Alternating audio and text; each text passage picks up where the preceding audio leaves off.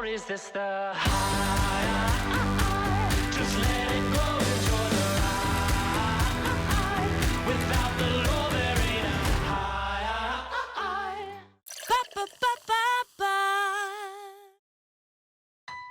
AT&T knows the best kind of holiday is the kind where everyone gets what they wished for. Make this holiday extra happy when you buy one, get one free on our most popular smartphones. Like the Samsung Galaxy S6. Buy one, get one free. So spread some cheer and capture every minute of it. Right now at AT&T, buy one, get one free on our most popular smartphones.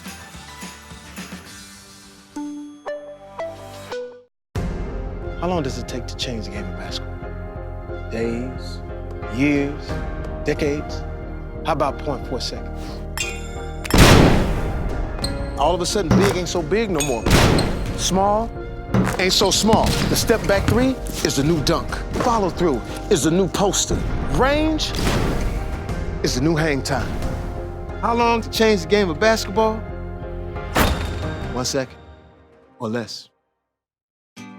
Wise Market's ice cream plant is based in Sunbury, Pennsylvania, and it's locally owned and operated. We've been making our ice cream for nearly 50 years. We create roughly 70 flavors of ice cream right now. We use local ingredients, especially our cream, which is from our milk plant.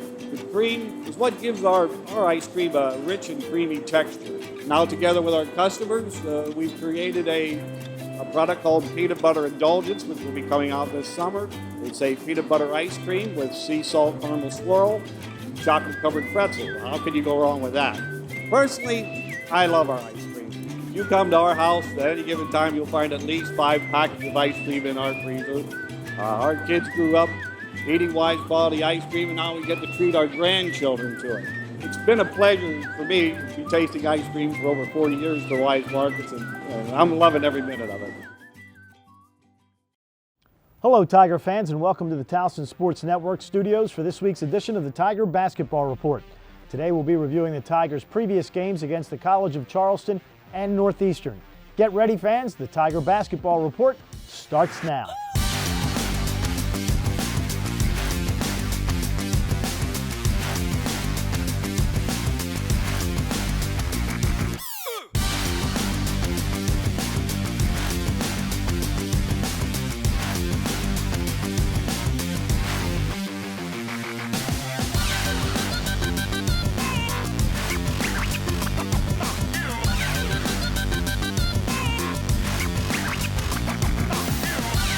Welcome back to the Tiger Basketball Report. I'm your host, Spiro Morekas.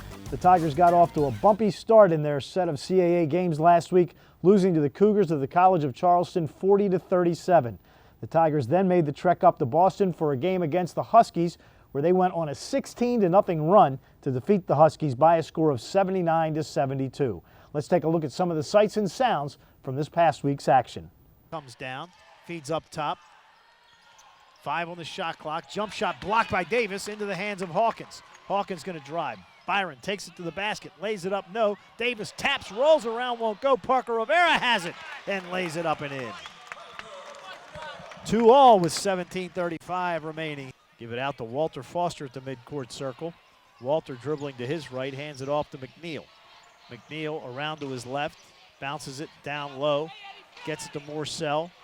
Mike backing in, puts it up. Basket's good, and he's fouled.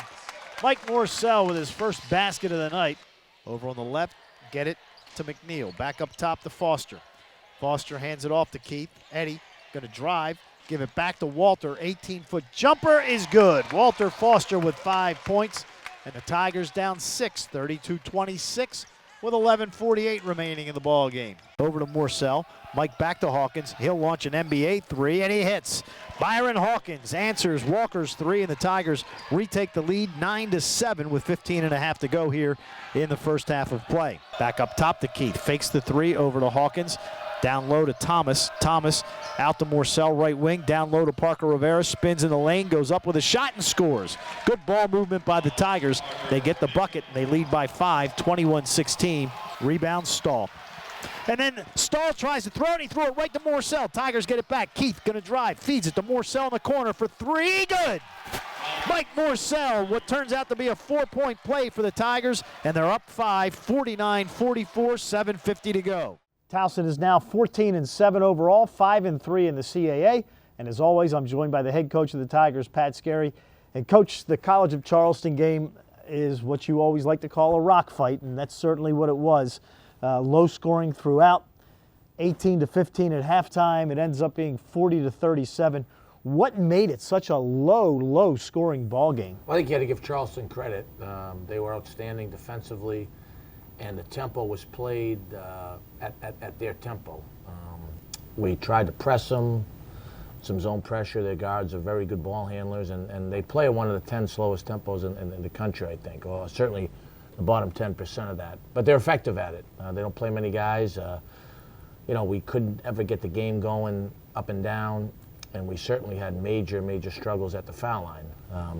But I was happy with our effort. We beat them by about 12 in the glass. We held them to low 30s. So it was a rock fight. They just had one extra rock on a tough, they ran a late play, and we deflected it off the ball screen, and we almost grabbed it. That guy grabbed it, threw it, and so it was just, it came down to that. But I thought they kind of made more plays off of scramble situations than we did that night, unfortunately. It was also odd because your team had been shooting free throws so well. Then you go to the Charleston game and you're 14 of 25. Adalamoto, I think, was at like 91% in the conference during conference play, and he goes 4 for 9. You guys just have a normal night at the foul line. As bad as you shot the ball offensively, you still would come up with a victory. Yeah, I mean, it's we hadn't had a bad foul shooting night like that probably since a year ago. I'm proud of how often we're getting to the line, and we got to keep doing that.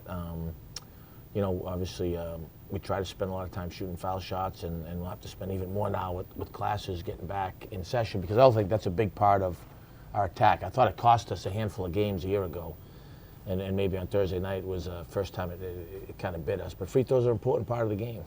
Speaking of last year and costing you some games, you have now won as many games in the CAA as you did all of last year, 5. You've won 2 more games than you did all of last year, in 14.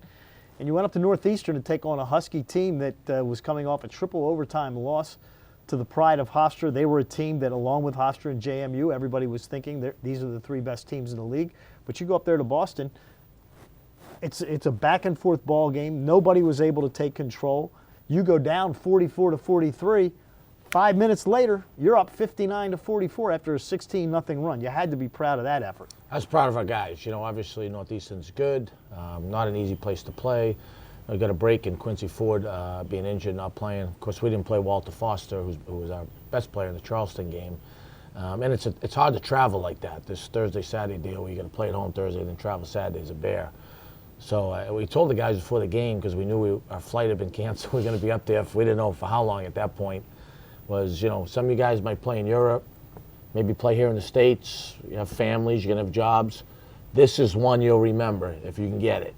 This is one we'll be sitting in the hotel for the next day or two, and 10 years from now, you'll remember you got this thing. So I thought our zone offense was as good as it's been all year, especially in the second half. Our pace, which our ball movement, player movement was really good. And we guarded and rebounded pretty well, too. The only thing we did, last couple minutes would have liked to clean that up a little bit, but I'm really proud of our guys' effort. You go back and you look at that game, and the one play that kind of stands out is Mike Morsell's at the foul line. He makes the first free throw. He misses the second free throw. Rebound gets knocked around. He actually knocks it to Eddie Keith. Keith finds Mike back in the corner for a 3, and he nails it. That was in the middle of that 16-0 run. You could kind of feel the air go out of the building when Mike hit that basket. It was a big play. Mike kind of, we ratted a little bit, which we normally don't like in transition D. And then Eddie made a heck of a play, finding him. And it was one of those ones that Mike was open, you're on the side yelling, bang, bang! And he knocked it down, and it was a major moment. It gave us a little breathing room, too. So the Tigers go 1-1 for the week. That's all the time we have for today. Make sure you check TowsonTigers.com or the Towson Tigers on YouTube for Wednesday's segment, where Coach and I will preview the Tigers' rematch with the Drexel University Dragons. For head coach Pat Skerry, I'm Spiro Morekas. Thanks for joining us, and as always, go Tigers.